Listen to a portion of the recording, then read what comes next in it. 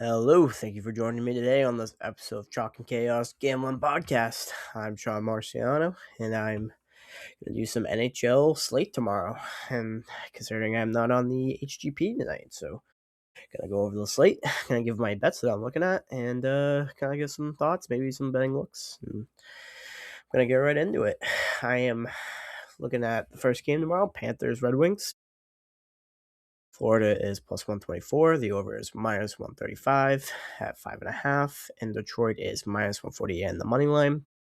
There's a possibility of no Dylan Larkin tomorrow. So I don't really know how to um, really cap that per se. 1 second. Sorry about that. Don't really know how to cap the Panthers here or the Wings. The Panthers lost tonight in a 4-2 loss to Columbus. They had Tarasov in, so we don't know if we're going to see Bob either. Should be Gibson tomorrow for the Wings, so it's kind of an interesting matchup per se. The over would be my first look, but I'm not betting it until I know more about the goaltending situation for both teams. Same as the money line. I don't really want to bet on either of these teams. Panthers aren't really very good in division. Red Wings, this is their second matchup out of the four. So don't have too much information. Red Wings won 4-1 in that matchup. So for that game, I'm going to stay away. I'm going to wait and see tomorrow, see how the money line moves. I don't agree with it being minus 148 for the Wings if it's not Larkin in, because I think that's kind of very impactful because they don't have good center depth there in Detroit. And the Panthers somewhat do have that advantage. And then move down to the 8-10 game.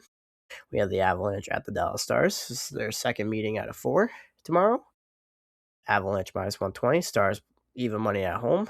The over under is 6.5, minus 135 to the under. This is one game that I think I really do have a good, strong opinion on. I think it's the under.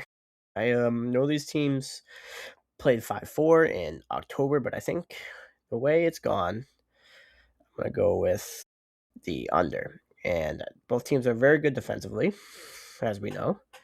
And it should be Ottinger versus Blackwood, I would assume.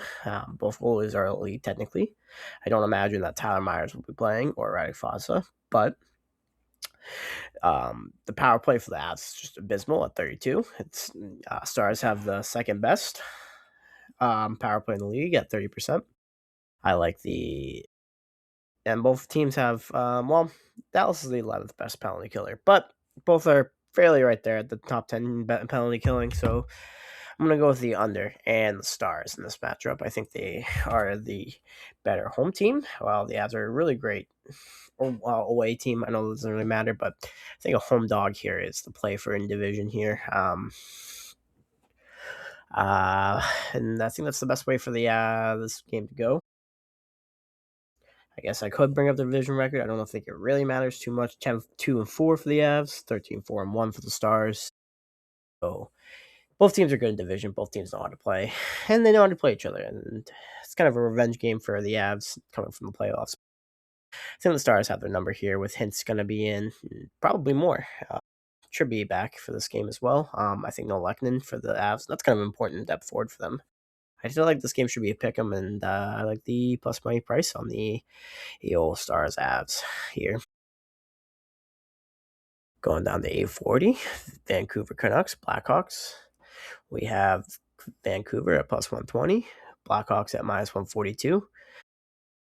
And the over-under is 6.5, minus 130.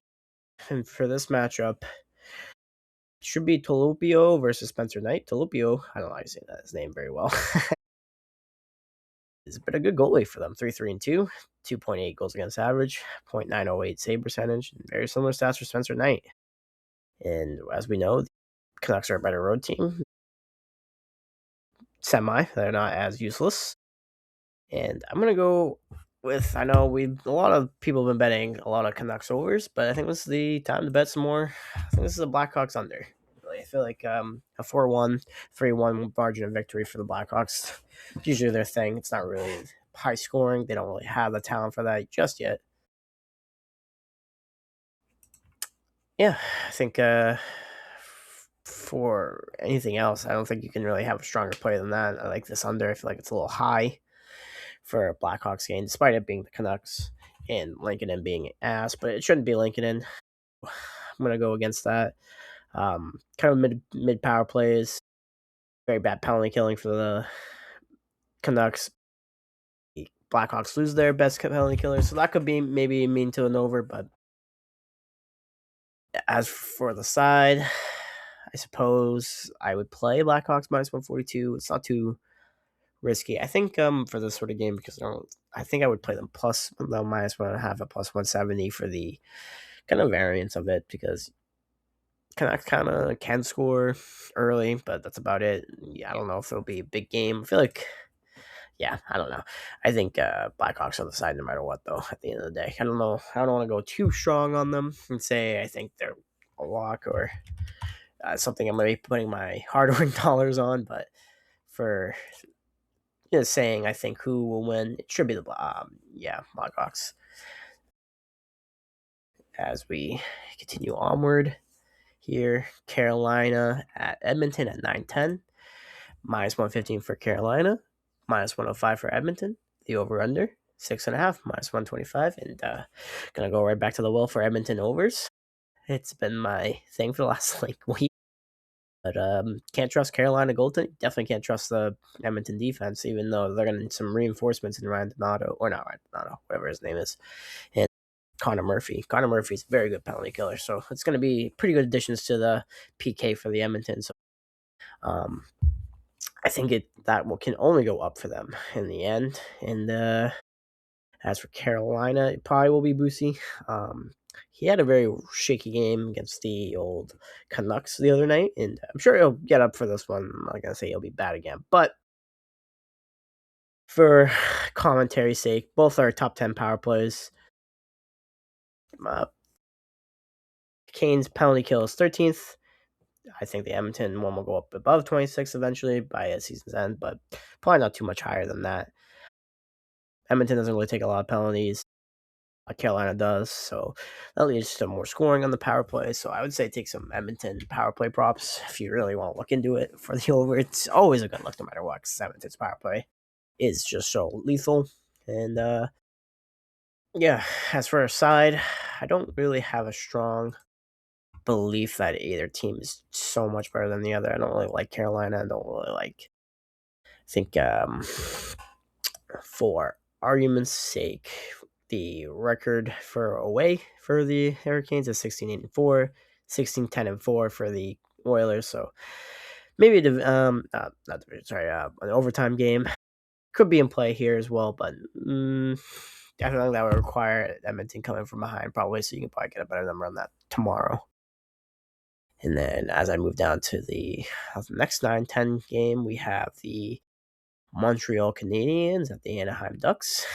Get pick them minus 110, minus 110, and then the over under 6.5, minus 122.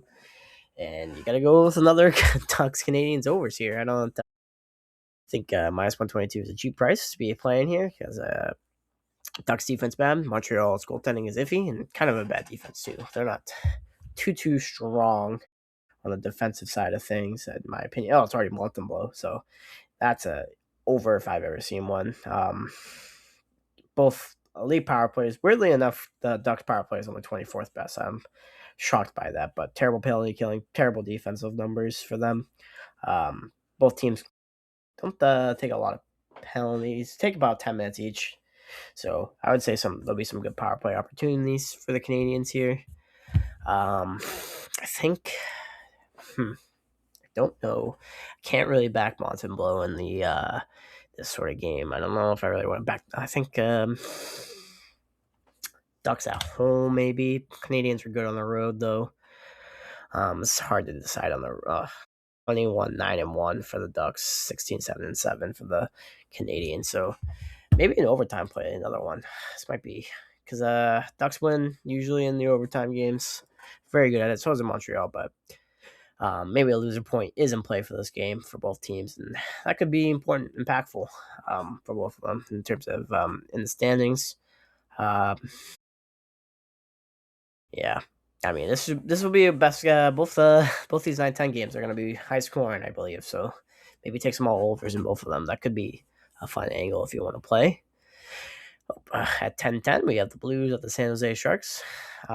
Blues plus 114, Sharks minus 135. Over under plus 110. Another over. I'm not shocked by this one at all. I think you got to take this here in the spot, the over, because it's crappy goaltending for sure. I mean, the pitches are great, is a much better backup than most would give them, and Sharks defense gives up a lot to be decided. And I know the Blues are selling off, but we haven't gotten to that point yet, so gonna maybe wait till tomorrow if you really want to make a play on this game and see who is actually still in the Blues by then, because that could mean a lot. But as for a side, you got to take the Sharks, no doubt about it. Minus 135. I think they're a much better team. Well, not too much better, but I think it's the right side. Good price to back them as they continue their march on this playoff push. Yeah, I mean, just thinking about it, this is another might be one of the last opportunities you could get Celebrini at really good odds for the Hart, as he would be one more game back of the. They have 2 games in hand on Seattle, 3 points back, so really right there for the playoff push, and then that could really mean a lot at the end of the day for them. So don't think they'll let off the gas. I think they kind of found their game right now. Yep, gonna move on to this last game for the tonight. We have the Minnesota Wild at the Vegas Golden Knights. Minus 102 for the Wild, minus 118 for the Knights. Over under 6.5 plus 114. I'm checking if this is a Malinsky for the. It is. It is a Malinsky for the Golden Knights. The Wild are the side to be back in here. This is in terms of a trip. It's been 1, 2, 3, 4, 5 on the road. This will be their 4th game in 6 days. A tough spot, kind of a scheduled loss for the Vegas Golden Knights coming out of the Olympic break. Not really good goaltending either. Just kind of leads me to the over. Usually the Wild don't really win in regulation, but this is a good spot to back the Wild, and it's very important. And I would say that Vegas is kind of looking in danger. We all know that they don't really win against teams in playoff position, so kind of bad too. Say play Edmonton on Sunday as well, or yeah, so kind of a look ahead spot as well for Vegas playing a division rival in a couple of days as well. Gonna be feeling pretty good being coming from behind and beating Detroit the way they did. But yeah, those are my looks for the um, 8-game slate for Friday, the 6th of the trade deadline. I am Sean Marciano. You can find me on X at Sean Marciano1 and the podcast at Chalk and Chaos Pod 26 on X.